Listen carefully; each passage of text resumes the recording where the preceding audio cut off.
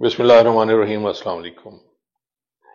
अच्छा नाजरीन, पिछले एक हफ्ते से मैंने कोई व्लॉग नहीं किया। और कल इलेक्शन डे है। आज 7 फरवरी है, कल 8 फरवरी है। और और कल इंशाअल्लाह इलेक्शन होंगे। और मुझे अपने अल्लाह से पूरी उम्मीद है कि ये इलेक्शन फेयर होंगे, मुनसिफाना होंगे और अवाम की जो राय है उसको मद्देनजर रखा जाएगा। अवाम जिसको भी मुंतखब करती है, हुक्मरानी उसको मिलनी चाहिए। और अल्लाह ताला उनको भी हिदायत दे जो ये सब कुछ कराना चाह रहे हैं, इलेक्शन करा रहे हैं। और अगर वो गलत करेंगे तो फिर वो तारीख में कम अज कम उन्हें कोई अच्छे अल्फाज से याद नहीं किया जाएगा। जहां बहुत से लोग हैं जिनको तारीख में बुरे अल्फाज से याद किया जाता है, वो भी याद होंगे। अच्छा नाजरीन, आज मैं आपसे अपने दिल की बात करना चाह रहा हूं और वो ये है कि जब से मैंने होश संभाला, मैंने इलेक्शन देखे। अब मैं 65 साल का हो चुका हूं। और कम से कम 7 इलेक्शंस ऐसे हैं जो मैं देख चुका हूं। और 1970 का इलेक्शन जो था, उसमें मेरे वालिद साहब एक्साइज एंड टैक्सेशन ऑफिसर होते थे, डीजी खान, उनकी वहां ड्यूटी लगी थी एज ए प्रिजाइडिंग अफसर। वो भी मैंने देखा। और उसके बाद फिर जो इलेक्शन हुए 85 के, उनमें उस वक्त आ चुका था पुलिस डिपार्टमेंट में। और उसके बाद फिर जो अगला इलेक्शन होता है जिसमें 88 वाला, उसमें नवाज शरीफ साहब वजीर आला बने थे पंजाब के। और उसके बाद फिर बहुत से इलेक्शन हुए। 13 के इलेक्शन हुए, 13 से पहले 8 वाले इलेक्शन हुए जिसमें बेनजीर साहबा की असैसिनेशन हो गई और फिर पीपल्स पार्टी की हुकूमत आ गई। और उसके बाद जो इलेक्शन थे 13 के, उसमें मियां नवाज शरीफ साहब जीत गए। और 13 के इलेक्शन के बाद फिर 18 में इमरान खान साहब आ गए, जिन्हें कहा जाता है कि वो सिलेक्टेड थे। हालांकि जब तारीख उठा लें पाकिस्तान की, तो मुझे नहीं लगता कि आज तक का कोई इलेक्शन ऐसा है जो फेयर हुआ हो। और हर दफा ही सिलेक्शन होती है, इलेक्शन पाकिस्तान में नहीं हुए। और शायद पाकिस्तान की मईशत की बर्बादी में और पाकिस्तान के तरक्की न कर पाने में भी बहुत किरदार है इस टाइप के इलेक्शंस का, जिसमें अवामी हुकूमत आती है, अगर आ भी जाती है और कोई वजीर आजम कोशिश करता है कि जी वो मुल्क को तरक्की की तरफ ले जाए और एस्टेब्लिशमेंट से थोड़ी सी आंखें इधर उधर करे, तो फिर एस्टेब्लिशमेंट उसका बुरा हाल करती है। कम से कम 2-3 जो हैं वो नज़ीर मिलती हैं इसमें, जुल्फकार अली भुट्टो, बेनज़ीर मोहतरमा बेनज़ीर भुट्टो साहबा, और उसके बाद फिर नवाज शरीफ साहब, और उसके बाद अब इमरान खान साहब, जो कि 3 केसेस में सजा याफ्ता हो चुके हैं। अच्छा नाजरीन, मैं जो बात आपसे शेयर करना चाह रहा हूं इस वक्त, तो ये है कि हमारा कसूर क्या है। मैं तो पूछना चाहता हूं एस्टेब्लिशमेंट से कि हमारा कसूर क्या है। हमें बताया गया 70 की दहाई में कि जुल्फकार भुट्टो जैसा बंदा नहीं है, और वो अयूब खान साहब के बेटे भी बने हुए थे। और हमें ये बताया गया कि भुट्टो साहब ही सब कुछ हैं। फिर भुट्टो साहब को हटा के उन्हें फांसी दे दी गई। करेक्टर उनके, आप ये देखें कि उनकी पूरी फैमिली की करेक्टर असैसिनेशन हुई। जनरल जा साहब भी उसके बाद अपने अंजाम को पहुंचे। और फिर आप देख लें कि हमें ये कहा गया कि नवाज शरीफ साहब जैसा बंदा कोई नहीं है। और फिर हम लोग नवाज शरीफ साहब के गुण गाने लगे। मैंने भी नवाज शरीफ साहब को वोट दिए। जिस तरह स्टूडेंट लाइफ में मैं भुट्टो का शहदाई था, और हमने पीएसएफ भी, मैंने कुछ अर्सा उसमें रहा, मैं पीपल्स स्टूडेंट फेडरेशन में। और नाजरीन, हमने फिर मारें भी खाई जब भुट्टो को फांसी हो गई। तो उसके बाद नवाज शरीफ साहब आ गए।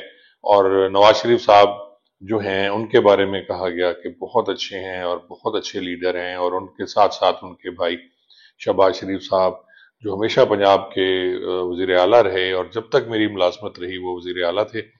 और उन्होंने वो दौर बड़ा इंजॉय किया शहबाज शरीफ साहब ने, और उन्हें अच्छे अल्फाज में याद किया जाता है तरक्याती कामों के सिलसिले में। नाज़रीन, उसके बाद जब 8 में बेनजीर की असैसिनेशन होती है, तो हमदर्दी का सारा वोट जो है मोहतरमा बेनजीर साहबा کی طرف چلا گیا اور اس کے بعد حکمرانی مل گئی آصف علی زرداری صاحب کو، کیونکہ آصف علی زرداری صاحب نے کہا کہ جی میری وصیت تھی محترمہ بے نظیر صاحبہ کی کہ میں ہی ساری کمان سنبھالوں۔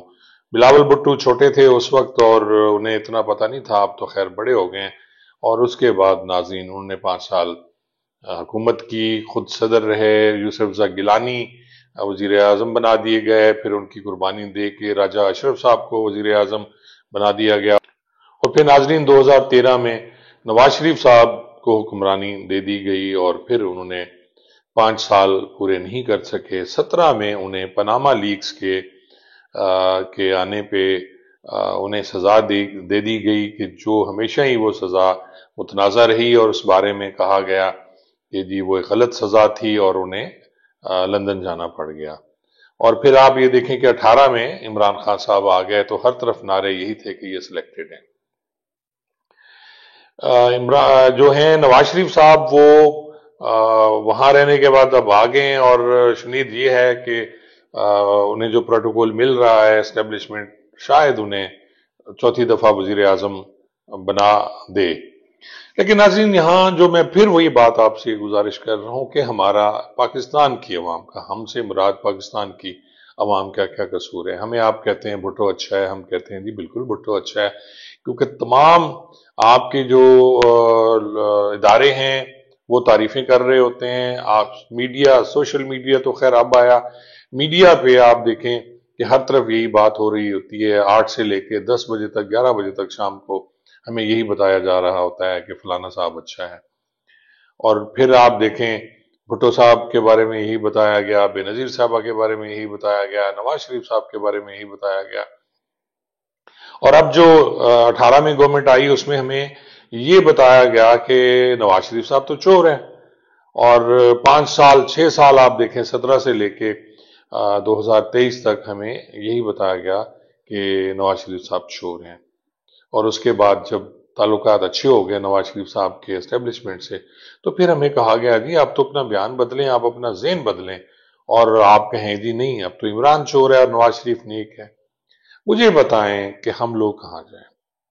ہم اب 6 سال کا آپ نے جو ہمارے ذہن میں کوٹ کوٹ کے بھر دیا، میرے علاوہ آپ نے جو ینگسٹر ہیں جو 65% ہیں اس وقت ہماری آبادی کا، جسے یوتھ کہا جاتا ہے، وہ کہاں جائیں؟ وہ تو یہی کہہ رہے ہیں نا جی کہ نواز شریف چور ہے، اور آئندہ 30 سال تک انہوں نے یہ کہتے رہنا ہے۔ اب ان کے ذہن سے کیسے نکلے گا؟ سوال یہ ہے۔ آپ ایک دم آپ چینج ہو جاتے ہو، اداروں میں آتے ہیں سربراہ چینج ہو جاتے ہیں، ان کی اپنی ان کی خواہشات ہوتی ہیں، ان کے اپنے مفادات ہوتے ہیں، اور ان کی پوسٹنگز ہوتی ہیں، ان کی ایکسٹینشنز ہوتی ہیں ان کے عہدوں میں، اور وہ اس کے لیے سب کچھ کرنے کو تیار ہوتے ہیں، اور اس کے بعد یہی کام سیاستدان کر رہے ہوتے ہیں۔ پاکستانی قوم کہاں جائے؟ آج کل الیکشن ہے، اب میں بھی سوچتا ہوں کہ میں کس کو ووٹ دوں، اور آج اگر میں سوچتا ہوں کہ میں عمران خان کو ووٹ دیتا ہوں تو میں حق بجانب ہوں، اور میرے ساتھ ساتھ وہ 65% یوتھ جو ہے وہ بھی حق بجانب ہے کہ وہ عمران خان کو ووٹ دے، کیونکہ نواز شریف ہم سب کی نظروں میں اس وقت چور ہیں۔ اور جو آپ نے کہا، ہم نے تو آپ کا کہاں مانا، ہم نے تو آپ لوگوں کا کہاں مانا، اور اب تک ہم مان رہے ہیں کہ نواز شریف چور ہے، تو اب ہم کیسے مکر جائیں؟ ہم کیسے؟ اور خاص طور پہ میں میڈیا کے لوگوں کی بات کرتا ہوں کہ وہ اب تک کہتے رہے جی نواز شریف چور ہے، اور اب کہہ رہے ہیں عمران خان چور ہے۔ تو یہ ساری چیزیں آپ لوگوں سے ڈسکس کرنے کا میرا مقصد یہی تھا کہ ہمارا قصور کہیں نہیں ہے، پاکستان کی عوام کا قصور کہیں نہیں ہے۔ قصور ہے تو وہ ان اداروں کا ہے، ان لوگوں کا ہے۔ میں اداروں کا بھی قصور نہیں کہتا، ان اداروں کے سربراہوں کا ہے کہ جن کے مفادات ہوتے ہیں، اور وہ اپنے مفاد کے لیے پاکستان کی عوام کی ترقی کی راہ میں رکاوٹیں ہیں، وہ پاکستان کی ترقی کی راہ میں رکاوٹیں ہیں۔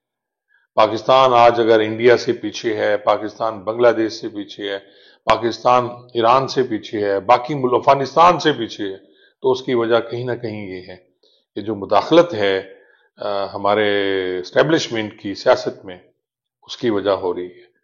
یا تو آپ چھوڑ دیں، اب آپ یہ دیکھیں کہ اگر عوام کہہ رہی ہے کہ جی نواز شریف چور ہیں تو آپ مان لیں، پھر آپ جائیں، وہ عمران خان کو ووٹ دینا چاہتے ہیں دینے دیں، پھر ان کے راستے میں آپ رکاوٹ نہ ڈالیں۔